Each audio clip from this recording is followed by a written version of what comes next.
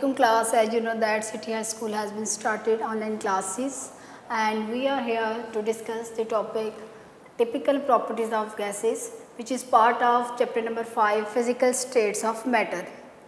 In the previous lecture I have given the brief introduction about the physical states of the matter.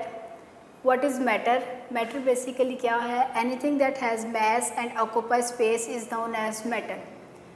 Matter chapter number 1 में इसकी definition आप पढ़ चुके हैं. Matter कितनी state में एग्जिस्ट करता है? मैंने आपको बताया था कि ये 4 स्टेट्स पे एग्जिस्ट करता है, लेकिन यहाँ पर हम लोग बेसिकली कितनी स्टेट्स को डिटेल में डिस्कस करेंगे. वो है हमारी 3 स्टेट्स. तो कौन कौन सी हैं? Solids, liquids and gases. Solids के बारे में मैंने आपको ये बताया था कि सॉलिड्स बेसिकली कितनी स्टेट में एग्जिस्ट करता है. सॉलिड में अगर देखा जाए तो इंटरमॉलिक्यूलर फोर्सेस सॉलिड्स में बहुत ज़्यादा होती हैं और इंटरमॉलिक्यूलर फोर्सेस जौन सी हैं लिक्विड्स में इंटरमॉलिक्यूलर फोर्सेस कंपैरेटिवली सॉलिड्स की निस्बत जो सी हैं वो कम होती हैं और गैस में इंटरमॉलिक्यूलर फोर्सेस जो सी हैं बहुत कम होती हैं, वो ना होने के बराबर होती हैं.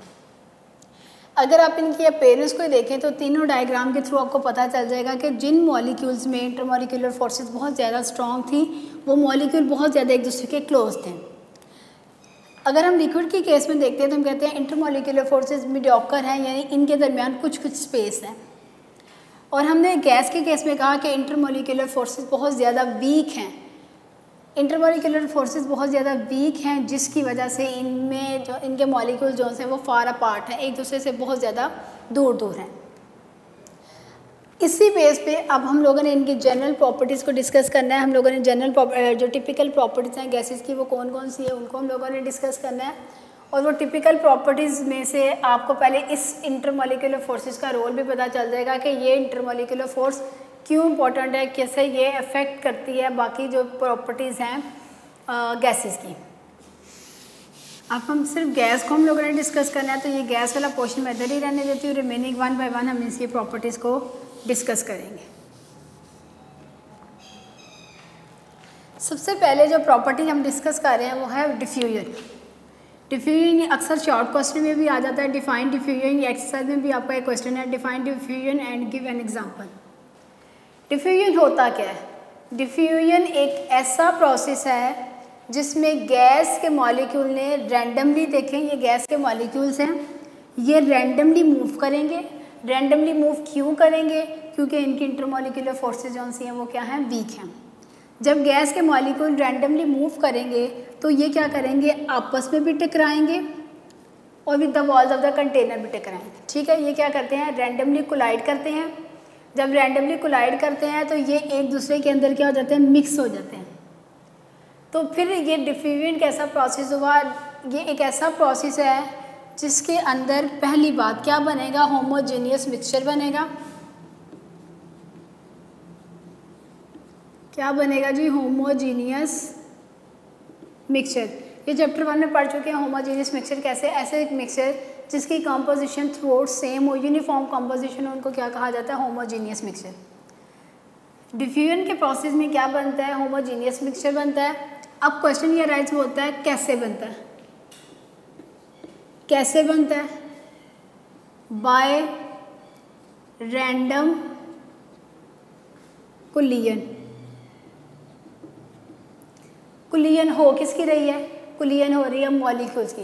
मॉलिक्यूल जब आपस में रैंडमली कोलाइड करते हैं तो ये क्या करते हैं? होमोजीनियस मिक्सचर बनाते हैं. ठीक है, अब इन्होंने होमोजीनियस मिक्सचर बनाया bye random कुलियन of A molecule.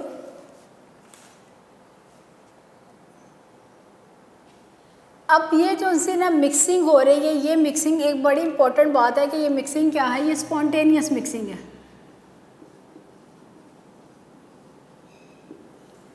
यानी कि ये क्या है? स्पॉन्टेनियस मिक्सिंग है. किसकी है? मॉलिक्यूल की.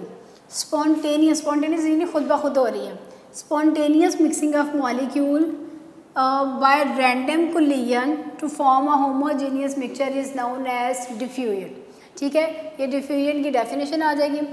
इसकी आपने अगर एक कॉमन एग्जांपल देखनी हो, अब ये देखें कि अगर हम परफ्यूम्स को देखें या स्प्रेस को करें, जैसे हम स्प्रे करते हैं तो परफ्यूम की खुशबू जो सी है पहले तो एक जहाँ पे हम लोगों ने स्प्रे किए थे वहाँ बहुत ज़्यादा होती है. कुछ टाइम के बाद वो पूरे रूम में, अगर हमने रूम में स्प्रे किया तो वो पूरे रूम में इक्वली डिस्ट्रीब्यूट हो जाती है. उसकी रीज़न क्या होती है, जैसे ही से for example this is a perfume bottle, जैसे ही हम इसको प्रेस करेंगे मॉलिक्यूल्स आपस में एक दूसरे के क्लोज आएंगे, पार्टिकल्स बाहर निकलेंगे, पार्टिकल्स आपस में टकराएंगे, टकराने के बाद ये फैल जाएंगे। जब ये फैल जाएंगे तो ये इक्वली पूरे रूम के अंदर डिस्ट्रीब्यूट हो जाएंगे, ये एक होमोजीनियस का मिक्सचर बना देते हैं। आप पूरे रूम में ये लोकेट नहीं कर सकते कि कहाँ पे कौन सा पार्टिकल ज़्यादा है या कहाँ पे कौन सा स्टार्टिंग में जिस पॉइंट पे हम लोगों ने परफ्यूम किया है वहाँ ज़रूर ज़्यादा होगा, हायर कंसनट्रेशन होगी, लेकिन कुछ टाइम के बाद मॉलिक्यूल हायर कंसनट्रेशन से लो कंसनट्रेशन यानी जिस एरिया बाकी रूम में स्प्रे नहीं हुई थी उस तरफ मूव करना शुरू करेंगे। थोड़ी देर के बाद इक्वली जो है वो हम लोगों को पूरे रूम में खुशबू आना शुरू हो जाएगी, एक प्रेजेंट सी फीलिंग आना शुरू हो जाएगी। तो ये एक इसकी एग्जांपल, कॉमन एग्जांपल आ जाती है। इसके अलावा ये मैंने गैस की फॉर्म में आपको एग्जांपल दे दिया। अगर आप डिफ्यूजन की कॉमन एग्जांपल देखना चाहते हैं तो आप देखें, हमारे पास से फॉर एग्जांपल एक बीकर है, इस बीकर के अंदर मैंने पानी मिक्स किया हुआ है और अगर हम लोग यहाँ से एक ड्रॉप ऑफ इंक डालते हैं तो कुछ टाइम के बाद क्या होता है कि ये सारे आपस में क्या हो जाते हैं, मिक्स हो जाते हैं। आप पानी वाले इंक में ये नहीं बता सकते कि पानी कौन सा है और इंक कौन सी है, वो क्या हो गया, एक होमोजीनियस मिक्सचर हो गया, स्पॉन्टेनियस हुआ, खुद ब खुद हुआ। इसकी एक और कॉमन एग्जांपल देखें तो आप टी बैग है, अगर आप उसको चाय कप में डिप करते हैं तो थोड़ी देर के बाद वो सारे के सारा हमारे पास इक्वली जो है वो जो टी बैग का कलर होता है वो पूरे कप में यूनिफॉर्म हो जाता है। ये सारी किसकी एग्जांपल है, ये डिफ्यूजन के एग्जांपल्स हैं। अगर आपको 2 मार्क्स का शॉर्ट क्वेश्चन आता है तो आपने डिफ्यूजन की डेफिनेशन लिखनी है। डेफिनेशन क्या लिखेंगे, spontaneous mixing of molecule by random motion and collision to form a homogeneous mixture is known as diffusion. Diffusion की एग्जांपल्स मैंने आपको बता दी। एग्जांपल इसकी आ जाएगी, परफ्यूम्स आ जाएंगे, स्प्रेड होते हैं। इसके अलावा इंक इन वाटर, ये किसकी एग्जांपल है, ये डिफ्यूजन की एग्जांपल है। नेक्स्ट जो हम लोगों ने इसकी सेकेंड प्रॉपर्टी पढ़नी है दैट इज एफ्यूजन।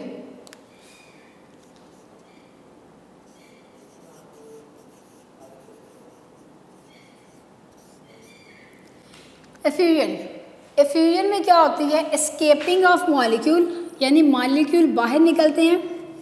एफ्यूजन में क्या होती है, एस्केपिंग होती है। किसकी होती है, मॉलिक्यूल्स की होती है। कैसे होती है, escaping of molecule through a tiny hole. ये बहुत इंपॉर्टेंट है यहाँ, through a tiny hole with lesser pressure।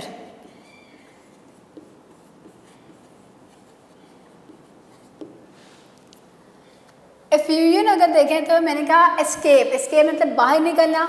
बाहर कौन निकल है, गैस मॉलिक्यूल निकल रहे हैं। किसके थ्रू निकल रहे हैं, थ्रू अ टाइनी होल, बहुत छोटे छोटे सुराख के थ्रू निकल रहे हैं। कैसे निकल रहे हैं, विद अ लेसर प्रेशर। इसकी एग्जांपल आपने देखनी हो तो कॉमनली देखें कि जब टायर पंक्चर होता है तो टायर पंक्चर होता है, छोटा सा वो टाइनी सा होल होता है, उसके थ्रू पूरी की पूरी गैस जो है ना वो इवॉल्व हो रही होती है। तो आप इसकी एग्जांपल क्या कर सकते हैं,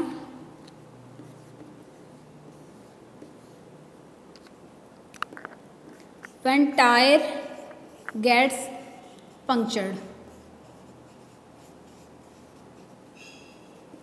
इसकी एक और एग्जांपल आप देख सकते हैं। आपने ना बलून्स देखे होंगे, बलून्स में यूजुअली हम क्या करते हैं, एयर इसके अंदर फिल की होती है। अब बलून्स को पड़ा रहने दें, आप ओवरनाइट इसको छोड़ते हैं। जब आप सुबह उठते हैं तो बलून की शेप चेंज हो रही होती है।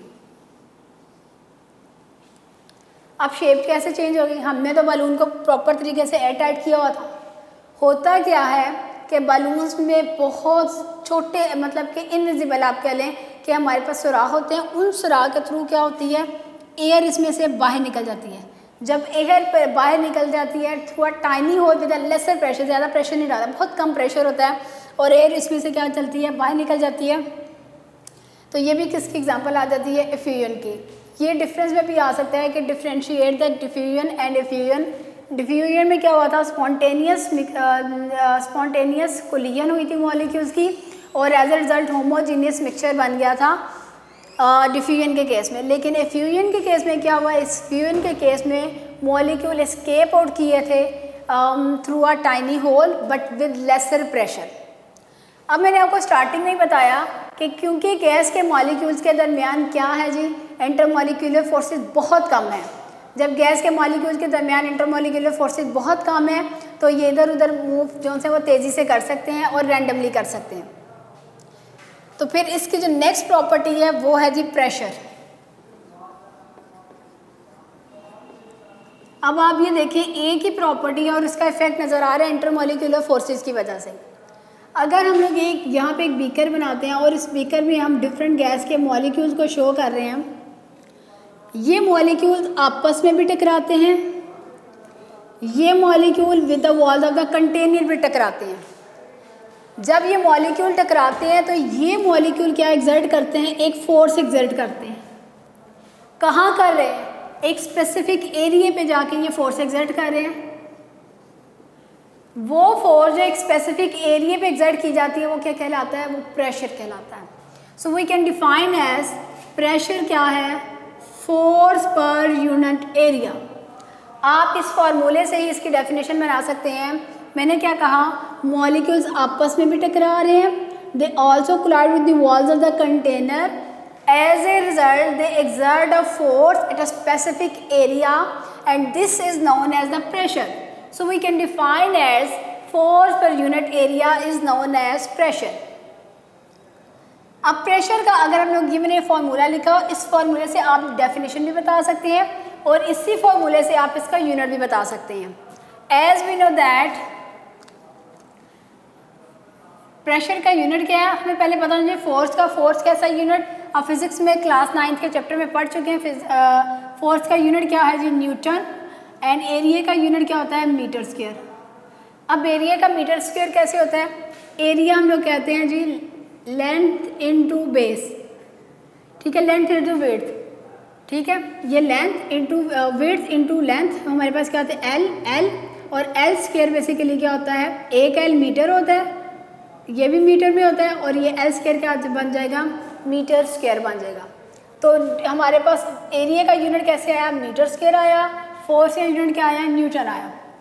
तो प्रेशर का यूनिट भी क्या बन जाएगा, न्यूटन पर मीटर स्क्वायर। ये मीटर स्क्वायर जब ऊपर जाएगा तो ये यहाँ पे वैल्यू पॉजिटिव में है तो ऊपर जाके ये नेगेटिव में हो जाएगी, तो इसका यूनिट क्या बन जाएगा, न्यूटन पर मीटर स्क्वायर। तो ऐसा यूनिट प्रेशर का क्या है, न्यूटन पर metre square.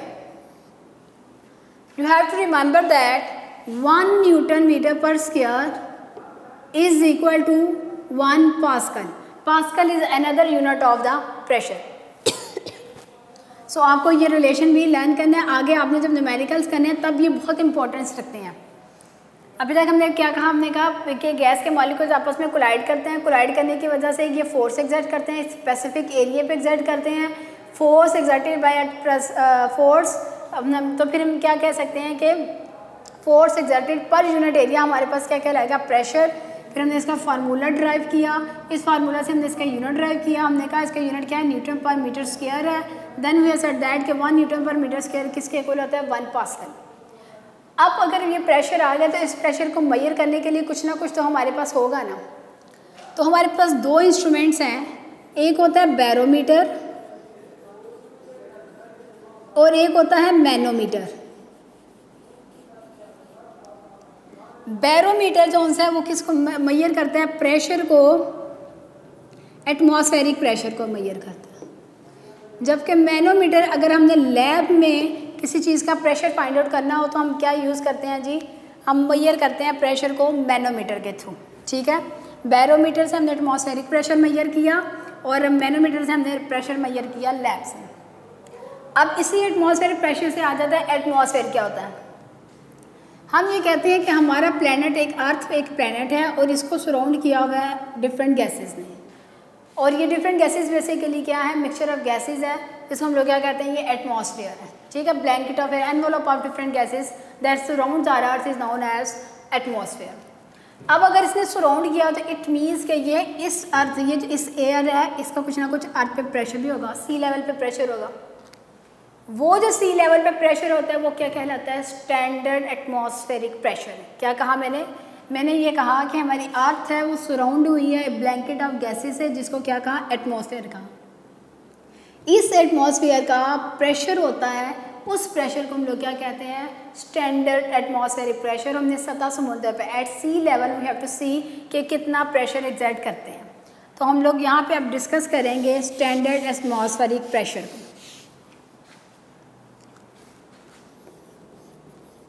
Standard atmospheric pressure.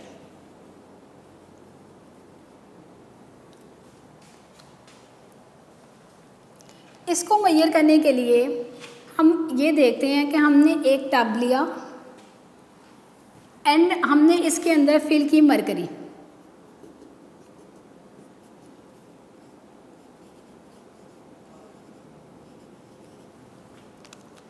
एक कॉलम हमने इन्वर्टेड कॉलम रखा इसमें, और ये बीकर ओपन रखना है आपने। हमने ये देखा कि वर्टिकली परपेंडिकुलरली ये इसने पूरा, ये जो एक बीकर है इसको भी पूरे के जैसे अर्थ है, अर्थ को पूरा किसने सराउंड किया हुआ है, एटमॉस्फेयर ने। इसी तरीके से इस बीकर को भी किसने सराउंड किया होगा, एटमॉस्फेयर ने। वो एटमॉस्फेयर करेगा क्या करेगा, इसके ऊपर प्रेशर लगाएगा। जब वो प्रेशर लगाएगा तो एक वक्त आएगा कि इसके अंदर जो लिक्विड है मरकरी, क्योंकि लिक्विड फॉर्म में होता है, ये मरकरी ऊपर जाना शुरू हो जाएगा। अब ये जो हमने कॉलम रखा हुआ है, ये कॉलम ग्रेजुएटेड है। इट मीन्स कि इसके ऊपर मेजर है, यानी 50 millimetre, 100 millimetre, so on, and हम एंड पे कहते हैं 760 मिलीमीटर। हुआ क्या कि जब हमने एक टब लिया, उसके अंदर इन्वर्टेड कॉलम रखा, तो हमने ये देखा कि एटमॉस्फेयर ने इसके ऊपर प्रेशर लगाया। जब एटमॉस्फेयर इसके ऊपर प्रेशर लगाएगा, एज ए रिजल्ट ये मरकरी कॉम्प्रेस होके क्या करेगा, ऊपर की तरफ आना शुरू करेगा। ये कहाँ तक आता है, 760 मिलीमीटर तक ये मरकरी आ जाता है। क्या आता है, मरकरी आता है। किसकी वजह से आता है, एटमॉस्फेयर के प्रेशर की वजह से। तो फिर इसको हम क्या कहेंगे, स्टैंडर्ड एटमॉस्फेरिक प्रेशर, और हम इसको कह सकते हैं प्रेशर एग्जर्टेड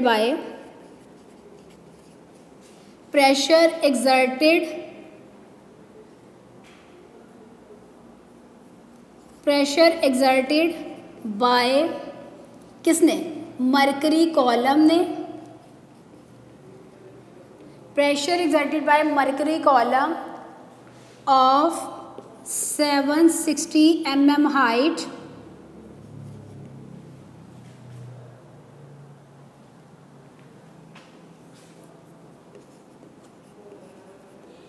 कहाँ पर, एट सी लेवल।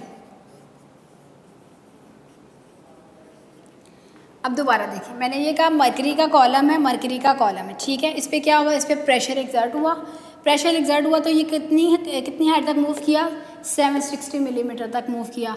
तो इस प्रेशर को हम क्या कहते हैं, स्टैंडर्ड एटमॉस्फेरिक प्रेशर। इस प्रेशर को क्या कहा जाता है, स्टैंडर्ड एटमॉस्फेरिक प्रेशर।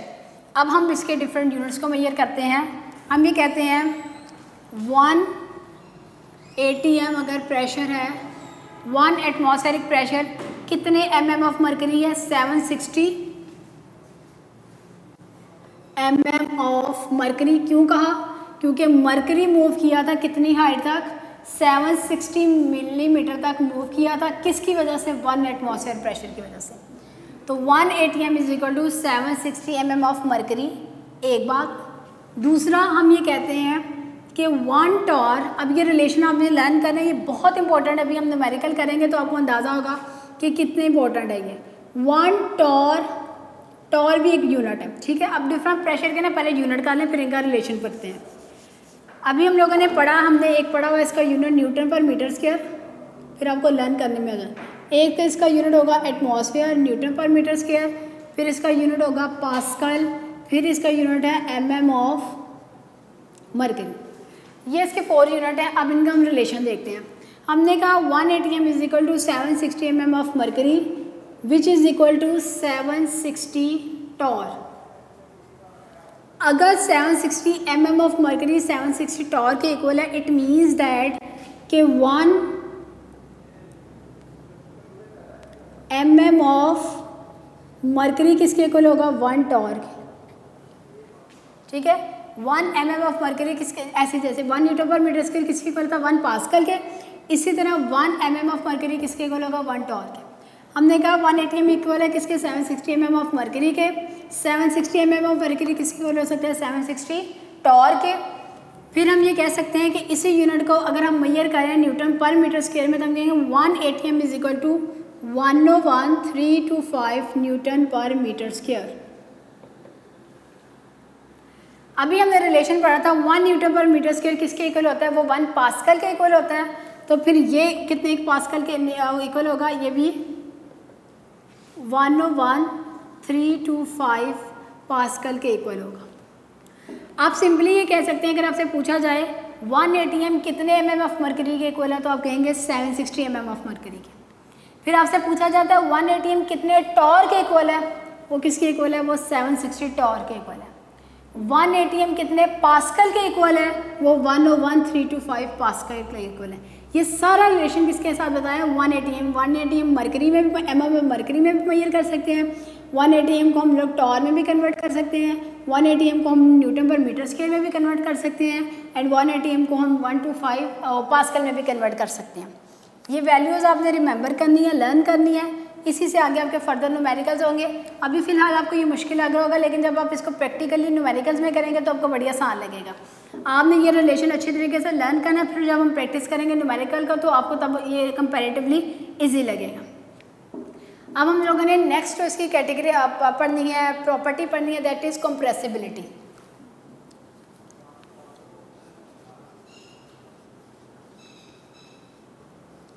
कंप्रेसिबिलिटी का नाम से पता चल रहा है कि क्या करते हैं, एबिलिटी टू कंप्रेस, यानी कि कितनी एबिलिटी है इसमें गैस के मॉलिक्यूल में कंप्रेस होने की। तो गैस के मॉलिक्यूल का जैसे मैंने आपको बताया था, सॉलिड को मैं कंप्रेस कर रही हूँ तो ये देखें अभी इस तरह नहीं हो रहा। जब तक बहुत ज़्यादा प्रेशर ना लगाए तब तक ये कंप्रेस नहीं होता, लेकिन गैस के मॉलिक्यूल कंप्रेस हो जाते हैं। उसकी क्या रीज़न है, अगर आप एक डायग्राम के थ्रू देख लें तो गैस के मॉलिक्यूल के दरमियान ना स्पेस बहुत ज़्यादा होती है। अब अगर हम स्पीकर को क्लोज कर लें और इसके ऊपर प्रेशर एक्सर्ट करना शुरू करें, होगा क्या कि ये मॉलिक्यूल्स आपस में क्या करेंगे, क्लोज आना शुरू हो जाएंगे। ठीक है, जब ये मॉलिक्यूल और प्रेशर लगाते हैं तो मॉलिक्यूल और क्लोज आना शुरू होता है। अब आप इनका देखिए, इनका वॉल्यूम कम होता जाएगा। ठीक है, पहले गैस ने बहुत ज़्यादा ऑक्यूपाई किया था, फिर ऐसा ऐसा जैसे जैसे प्रेशर बढ़ाएंगे तो इसका वॉल्यूम कम होता जाएगा। तो कंप्रेसिबिलिटी क्या है, ability to compress. Ability to compress हमारे पास क्या कहलाती है, कंप्रेसिबिलिटी। गैस को कंप्रेस क्यों किया जा सकता है, क्योंकि इसके दरमियान बहुत ज़्यादा स्पेस होती है। इस वजह से गैस को क्या किया जाता है, कंप्रेस किया जा सकता है। ये टेस्ट रिजल्ट में क्वेश्चन भी है, why gases are compressible, because they have very weak intermolecular forces, they have very large amount of spaces, that's why they have ability to compress, so that gases are compressible। फिर आपको बताया कि जब gas को compress किया जाता है तो इसका वॉल्यूम कम हो जाता है as compare to uncompressed gas. Next इसकी जो हम लोगों ने गैस की प्रॉपर्टी पढ़नी है, that is mobility.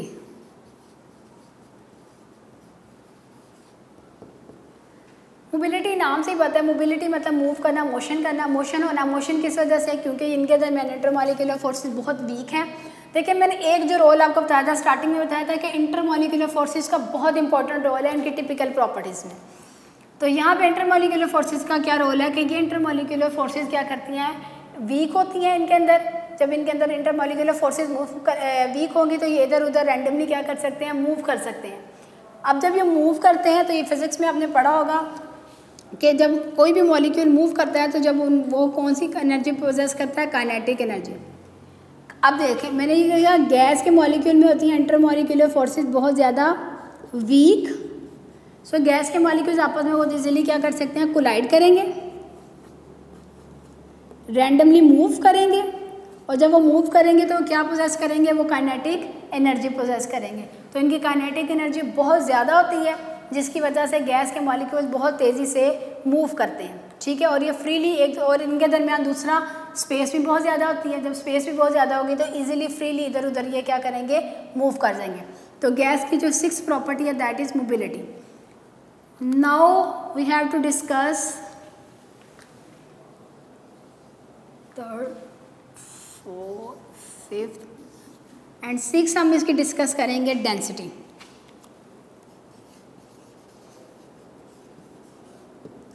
Density discuss करने से पहले इसका फार्मूला करते हैं। D इज इक्वल टू क्या होता है, mess per unit volume. Density equal होता है मैस पर यूनिट वॉल्यूम में। गैस के केस में इसकी डेंसिटी क्या होगी, ज़्यादा होगी या कम होगी, ये हमें इसी फार्मूले से पता चलेगा और इस डायग्राम से पता चल जाएगा। गैस के केस में देखिए, जब अनकम्प्रेस्ड नॉर्मल स्टेट में गैस थी तो इसका क्या था, वॉल्यूम ज़्यादा था। अब देखिए इन दोनों का आपस में, ये प्रीवियस चैप्टर में भी मैंने आपको बताया कि डेंसिटी का इन्वर्स रिलेशन है वॉल्यूम के साथ, यानी इसका मतलब क्या है, जिसकी डेंसिटी ज़्यादा उसका वॉल्यूम कम। यहाँ क्या है, वॉल्यूम बहुत ज़्यादा है तो डेंसिटी क्या होगी, बहुत कम हो जाएगी। ठीक है, तो हमारे पास जो गैसेस की डेंसिटी होती है वो क्या होती है, गैसेस की डेंसिटी होती है कम, लेस डेंसिटी होती है। अब डेंसिटी के लिए मेजर करने के लिए कोई यूनिट भी होता है, मैस का यूनिट होता है। मैस को मेजर किया जाता है ग्राम में। इसी से मैंने आपको कहा था, अगर किसी का फार्मूला आता है ना तो आपके लिए वो इसका यूनिट निकालना कोई मुश्किल बात नहीं होती है। आप मैस का यूनिट ग्राम में, वॉल्यूम का यूनिट क्या होता है, क्यूब होता है, या यहाँ डीएम क्यूब होता है। तो यहाँ पे हम इसका यूनिट क्या निकालेंगे कि गैसेस की डेंसिटी को मेजर किया जाता है ग्राम पर डीएम क्यूब। कह रहे इन्होंने गैसेस का कंपैरिजन किया हुआ है लिक्विड्स के साथ और सॉलिड्स के साथ। उन्होंने गैस का वॉल्यूम बहुत ज़्यादा, आप इसको ना इसी में कर लेते हैं। फॉर एग्जांपल ये लिक्विड है और ये क्या है, सॉलिड है। अब आप इन तीनों के केसेस में देखें, यहाँ वॉल्यूम बहुत ज़्यादा तो यहाँ डेंसिटी क्या हो जाएगी, बहुत कम हो जाएगी। यहाँ वॉल्यूम बहुत कम तो यहाँ डेंसिटी क्या हो जाएगी, ज़्यादा हो जाएगी। अब वॉल्यूम इधर जो सा वो ज़्यादा है, जब इसका वॉल्यूम इधर ज़्यादा है तो इसकी डेंसिटी सबसे कम होगी और वो किस में मेजर की, ग्राम पर डीएम क्यूब। जब हमने लिक्विड और सॉलिड्स की डेंसिटी मेजर करनी है वो हमने मेजर करनी है ग्राम पर सीएम क्यूब। किस में मेजर करनी है, ग्राम पर सीएम क्यूब। एक बार ये दोनों का यूनिट आ गया, मैंने कहा क्या, गैस की डेंसिटी कम होती है। फिर बताया गैस की डेंसिटी कम क्यों है, क्योंकि इसका वॉल्यूम बहुत ज़्यादा है। फिर बताया कि डेंसिटी मेजर किस यूनिट में करनी है, ग्राम पर डीएम क्यूब। ये एमसीक्यूज में भी आ जाता है और ये एक्सरसाइज में एक एमसीक्यूज है भी कि डेंसिटी गैसेस की मेजर किस में की जाती है, वो ग्राम पर डीएम क्यूब में की जाती है। जबकि हमने सॉलिड्स और लिक्विड की किस में करनी है, ग्राम पर सीएम क्यूब में करनी है। तो सॉलिड्स और लिक्विड जो से हैं वो फिर डेंसर हैं गैस से कितने टाइम, 1000 टाइम। ये भी एक एमसीक्यूज है कि सॉलिड्स और लिक्विड्स कितने टाइम गैसेस से डेंसर हैं, ये 1000 टाइम डेंसर हैं किससे, गैस से। एक और बात, डेंसिटी का बहुत ज़्यादा इफेक्ट होता है टेम्परेचर पे। जब टेम्परेचर कम करते हैं तो मॉलिक्यूल क्या करते हैं, बहुत क्लोज आ जाते हैं एक दूसरे के। आपको मैं इधर एक बताती हूँ। से फॉर एग्ज़ाम्पल हमारे पास गैस थी, ऑक्सीजन गैस है, ठीक है। ऑक्सीजन गैस हमने 20 डिग्री सेंटीग्रेड पे इसका इफेक्ट देखना है और इसका 0 डिग्री सेंटीग्रेड में इसकी डेंसिटी। 20 डिग्री सेंटीग्रेड पे इसकी डेंसिटी 14.5 ग्राम पर डीएम क्यूब, जबकि इसकी डेंसिटी है 1.4 है, 1.4 और 0 डिग्री सेंटीग्रेड पे इसकी डेंसिटी है 1.5 ग्राम पर डीएम क्यूब। होता क्या है, जब टेम्परेचर कम होगा तो टेम्परेचर कम होने से मॉलिक्यूल एक दूसरे के क्लोज आ जाएंगे। इस केस में मॉलिक्यूल्स में स्पेस ज़्यादा थी। जब मॉलिक्यूल में स्पेस ज़्यादा होगी तो इसका क्या ज़्यादा होगा, इसका वॉल्यूम ज़्यादा होगा। जब वॉल्यूम ज़्यादा होगा तो डेंसिटी ऑटोमेटिकली इसकी कम हो जाएगी। ये भी एक एक्सरसाइज में क्वेश्चन है कि why gases are less denser than liquid. अब इसका कंपैरिजन आप बता सकते हैं कि गैसेस के मॉलिक्यूल के दरमियान चूँकि स्पेस बहुत ज़्यादा होती है, इसका वॉल्यूम बहुत ज़्यादा होता है।